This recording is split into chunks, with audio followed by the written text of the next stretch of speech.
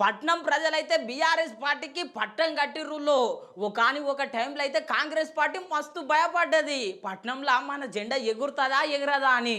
అప్పుడు గేట్లు ఎత్తుడు షురూ చేసింది సుమి. ఆఖరికి వస్తే ఇగో ఈడు దాకా వచ్చింది కథ.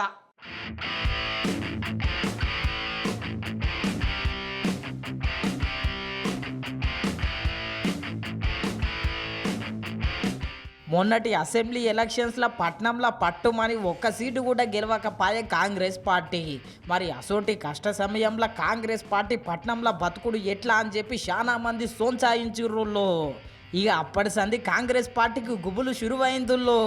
ఓ చిన్నలోని వచ్చినట్టు కాంగ్రెస్ పార్టీ కండువ కప్పాలే లోపలికి కొట్టాలి అన్నట్టే నడిచింది. మొదలు తొలి మేయర్ బొంతు రామ్మోహన్ సారు కండువ కప్పుకొని కాంగ్రెస్ పార్టీలు అడుగుపెట్టిండు.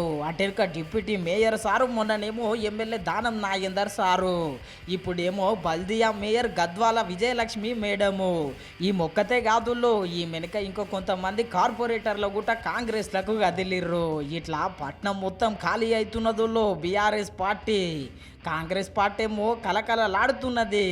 ఖాళీ సీట్లతోని బీఆర్ఎస్ పార్టీ విలవిలలాడుతున్నది. మళ్ళా కేసీఆర్ సారు ఒకటే మాట అంటున్నాడు అంటుల్లో, పార్టీలో ఉన్నోళ్ళకే బంగారు భవిష్యత్తు ఉంటుంది, ఇక లేనోళ్లకు లేనట్టే. మళ్ళా చూడాలి మరి రేవంత్ సార్ను చూసిపోదామని వచ్చిన వాళ్ళు బీఆర్ఎస్ పార్టీని చూడకుండా ఇరి రాను ఇంకెంతమంది బీఆర్ఎస్ పార్టీ నుంచి కాంగ్రెస్ పార్టీలో జాయిన్ అవుతారో ఏమో.